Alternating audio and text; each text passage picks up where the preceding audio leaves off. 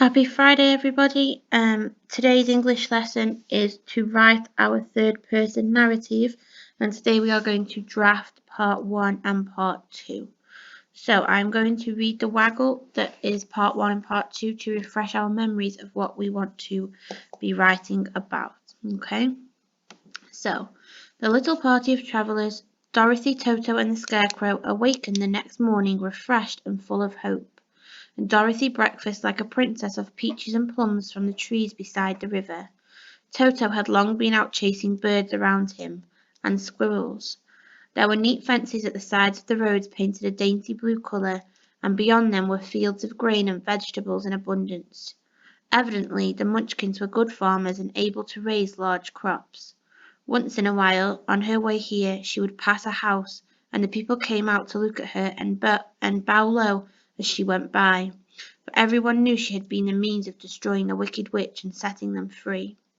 The houses of the Munchkins were odd-looking dwellings, for each was round with a big dome for a roof. All were painted blue, for in this country of the East blue was the favourite colour. They left the cottage and walked through the trees until they found a little spring of clean water, where Dorothy drank and bathed and ate her breakfast. She saw there was not much bread left in the basket, and the girl was thankful the Scarecrow did not have to eat anything, for there was scarcely enough for herself and Toto for the day. "Come along," said the Scarecrow heartily. "We must get going through the dark forest before it gets too dark." Behind them was a lovely sunny country that seemed to beckon them on to the Emerald City, but before them was the dark forest they needed to pass safely through, although they knew they may suffer many discouragements. Dorothy and her companions had been walking through the thick woods. The road was still paved with yellow brick, but these were much covered by dry tree branches and dead leaves from the trees, and the walking was not good at all. There were few birds in this part of the forest, for birds love the open country where there is plenty of sunshine, but now and then there came a deep growl from some wild animal hidden among the trees. These sounds made the little girl's heart beat fast, for she did not know what made them, but Toto knew, and he walked closer to Dorothy's side and did not even bark in return. "How long will it be," the child asked of the Tin Woodman, "before we are out of the forest?" "I could not tell," was the answer, "for I have never been to the Emerald City, but my father went there once when I was a boy, and he said it was a long journey through a dangerous country." Just as he spoke, there came from the forest a terrible roar. Okay, so that's where it ends. It ends with this. We build the suspense, and then it ends with this sound, or however your characters are going to meet the sawhorse, and it stops there, and then we would start part 3, but that is what we're going to write next week. So this week you are doing your setting description of where they are, so you are setting the scene, and you are hopefully getting somebody to say to Dorothy, let's carry on with our journey, essentially, okay, to move your story on to the second part, which is when they go into the dark forest. So this paragraph up here is showing us the contrast, isn't it? It's showing us the juxtaposition between where they've come from and where they are going to. Where they've come from is bright and quite a happy place with really good sunlight, and it might make them feel excited and want to carry on their journey, but ahead of them they're going in somewhere dark and spooky, somewhere that might make them think, actually I don't want to do this anymore. Okay, so they are the complete opposite of each other.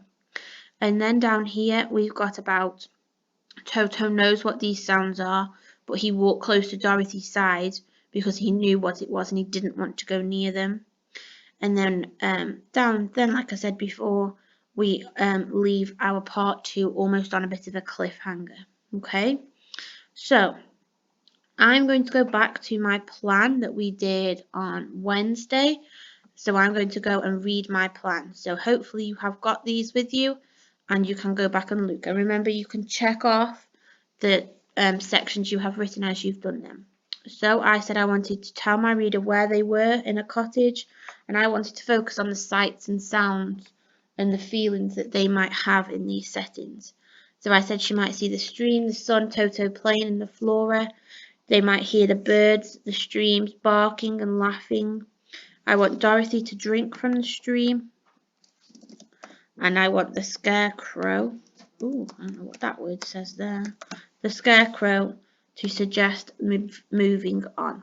Okay, so I'm going to draft with you or model to you a section of part 1. Yours would have more to it, but I'm just going to show you the first part. Okay, so Dorothy and her companions. So I've used that as parenthesis because I want my readers to know she's not on her own. Stepped into the crisp morning air. After spending the night resting in a quaint, so remember quaint is one of those words that we magpied from the book, cottage, in a quaint cottage. Okay, the trickling, so now I'm going to think about the sounds I can hear. The trickling of the stream beckoned, beckoned, so that means was like asking her to come to it almost. So we're giving it a bit of, giving the river a human-like feature, so it is a little bit of personification. Beckoned Dorothy, persuading her to take a drink. Oh, okay. She was, so I'm now going to use an add sentence. She was refreshed. Refreshed because the water or the shallow, the sparkling shallow water was clean and, I think I'm going to go with cool and clean. Okay, so I have used an add sentence, and I have used an expanded noun phrase in the same sentence and some more adjectives to describe why she was refreshed. Okay, and I'm going to use an emotion word sentence, so satisfied,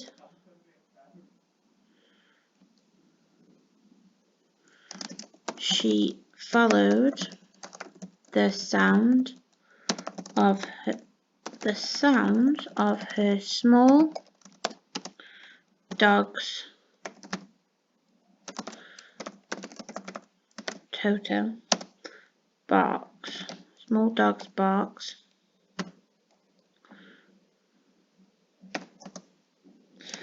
The closer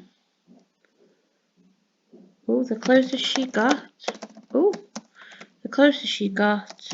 the more she could hear his excitement.